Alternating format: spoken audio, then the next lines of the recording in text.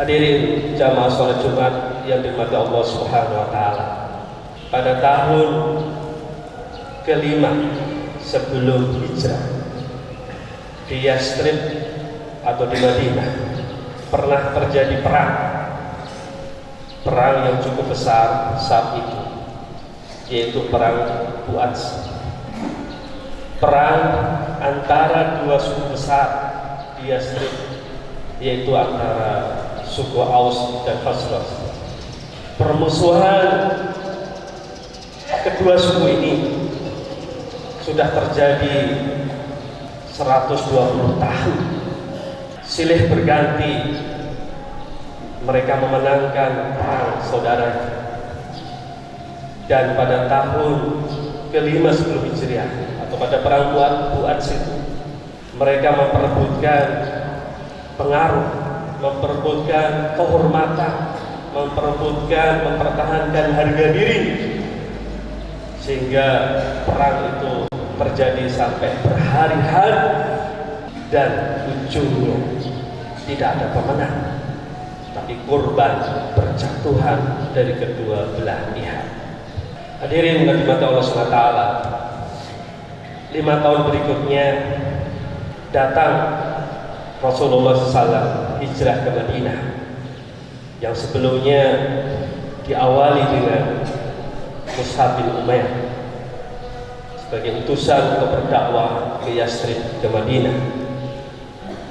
Dan ketika Islam datang ke Madinah, karena memang Islam adalah agama perdamaian, Islam adalah agama yang mempersaudarakan manusia, sehingga suku Aus dan Khazraj ini pelan-pelan tapi pasti mereka bisa melupakan permusuhan selama 120 tahun.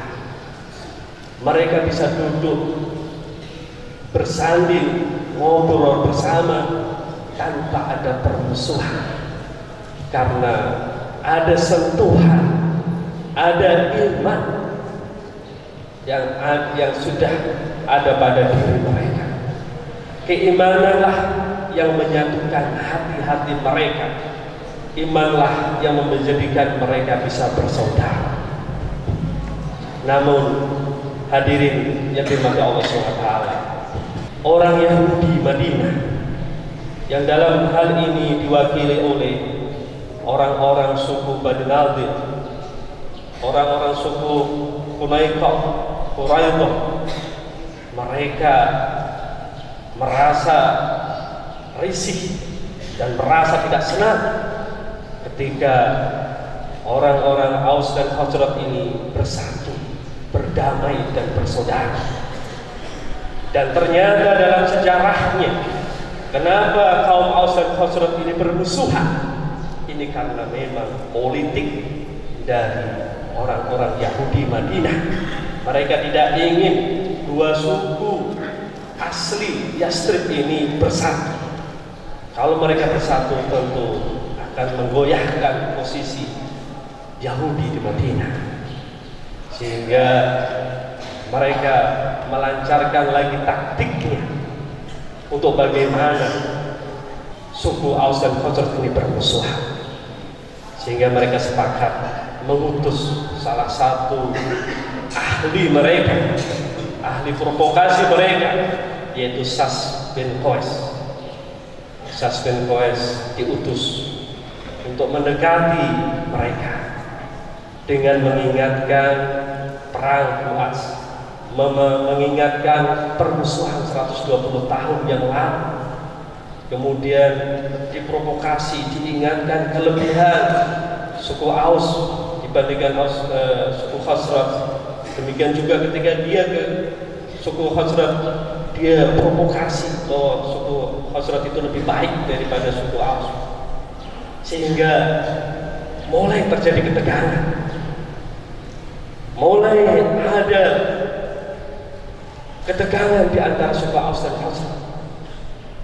Ternyata kesukuhan itu ketika dipelihara, ketika difanatikan, memang akan menjadikan permusuhan. Padahal mereka ini sudah beriman, sudah berislam, dan hampir mereka mulai lagi bermusuhan, sehingga hal itu dilaporkan kepada Rasulullah SAW.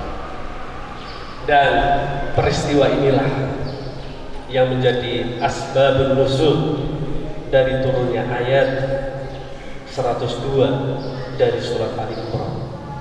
Ya ayyuhalladzina amanu ittaqullaha haqqa tuqatih wa la tamutunna illa wa antum muslimun. Wahai orang-orang yang beriman, bertakwalah kalian dengan sebenar-benarnya takwa, dan janganlah kalian sekali-kali mati kecuali dalam kondisi berislam. Kenapa Allah memerintahkan kita sebagai orang beriman? Ya ayyuhalladzina amanu. Ketika ada ayat ya ayyuhalladzina amanu, para mufassir sepakat bahwa kita yang memang ada iman, maka harus diperhatikan ayat ini, karena akan ada dua kemungkinan. Ketika ada ayat yang dimulaikan ya ayyuhalladzina amanu, ada dua kemungkinan. Kemungkinan pertama, di sana adalah ada perintah yang prinsip dari Allah SWT, atau kemungkinan kedua, di sana ada larangan yang memang harus kita jauhi. Dan dalam ayat ini Allah SWT memerintahkan kepada kita, ya ayyuhalladzina amanu ittaqullaha haqqa tuqatih, bertakwalah kalian dengan sebenar-benarnya takwa. Mafhum mukhalafahnya kita bisa pahami kebalikannya. Ketika ada perintah, kita disuruh untuk bertakwa dengan sebenar-benarnya takwa, berarti ada di antara orang-orang beriman itu imannya tidak sungguh-sungguh, imannya setengah-setengah, imannya hanya formalitas, imannya hanya sekedar saja, imannya asal-asal. Maka di sini Allah menegaskan untuk kita bertakwa haqqa tuqatih, dengan sebenar-benarnya takwa. Dan ini juga Allah tegaskan dalam ayat yang lain bahwa takwa ini adalah pesan wasiat yang utama dalam kehidupan kita bermasyarakat, beragama. Walaqad wasaynal ladzina utul kitaba min qablikum wa iyyakum an taqullah. Dan sungguh kami wasiatkan, kata Allah, kami wasiatkan kepada orang-orang yang diberi ilmu sebelum kalian dan kepada kalian untuk bertakwa. Sehingga setiap Jumat khatib wajib, dan itu menjadi rukun untuk mengingatkan kepada khatib sendiri dan jamaah kaum muslimin untuk senantiasa meningkatkan takwa. Ketika perintah itu diulang-ulang, maka itu pertanda urgensinya sebuah perintah.